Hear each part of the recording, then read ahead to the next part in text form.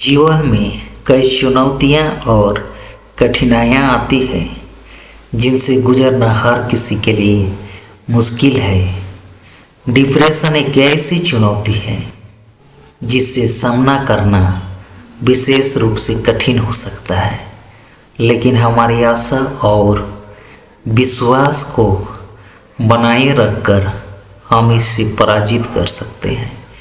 इस वीडियो के माध्यम से हम देखेंगे कि कैसे हम डिप्रेशन से बाहर निकल सकते हैं। डिप्रेशन एक मानसिक स्वास्थ्य समस्या है जिससे हमारा मन और आत्मा प्रभावित होते हैं। यह अवस्था हमें निराशा, हताशा और आत्मविश्वास की कमी महसूस कराती है। इस समय में हमें अपने आत्मसमर्पण और धार्मिकता की ओर मुड़ने की आवश्यकता है। बाइबल के विचार से हमें यह सीखने को मिलता है कि हमें धार्मिक और आदर्शों का पालन करना चाहिए, जिससे हम अपने मानवीय और आध्यात्मिक स्वास्थ्य को सुरक्षित रख सकें।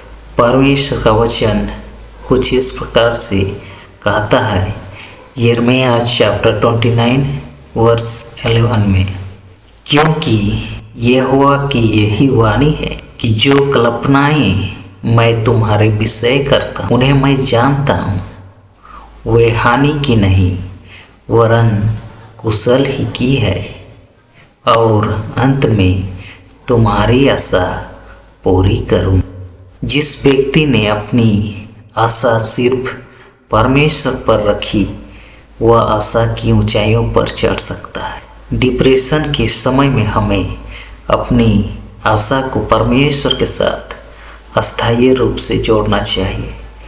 यहाँ एक और बाइबल वाक्य है जो हमें यह सिखलाता है कि धर्म का पालन करने वाले कभी भी निराशा नहीं होते हैं। परमेश्वर के पीछे चलने वाले लोग कभी भी हताश नहीं होते हैं। भजन संहिता 34 अध्याय 18, यहोवा टूटे मन वालों के समीप रहता है और पिसे हुओं को उद्धार करता है। इस समय में प्रार्थना और परमेश्वर से बात करना अत्यंत महत्वपूर्ण है।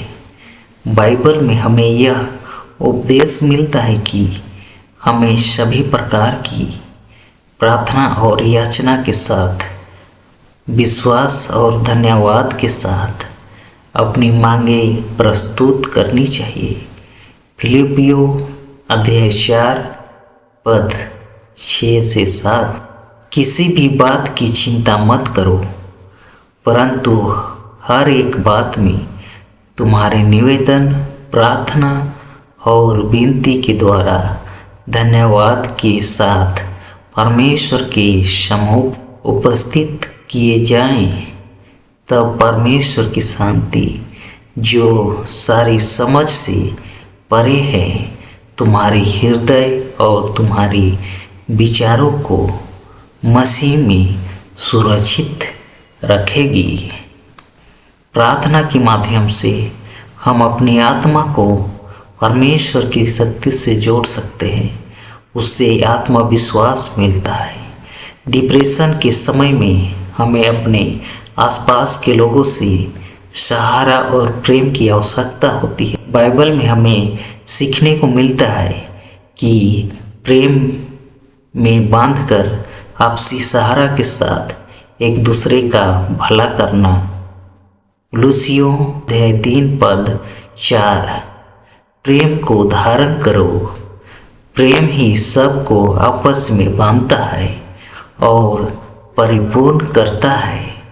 हमारी धार्मिक और मानवीय स्वास्थ्य को बनाए रखने में मदद कर सकता है।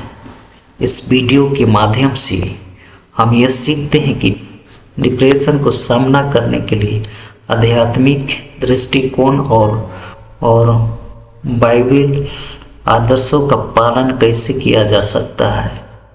आशा के साथ हम परमेश्वर की कृपा और आशीर्वाद के लिए प्रार्थना करते हैं ताकि हम अपने जीवन में डिप्रेशन को पराजित कर सकें और सुख शांति से भरपूर जीवन जी सकें। आमीन।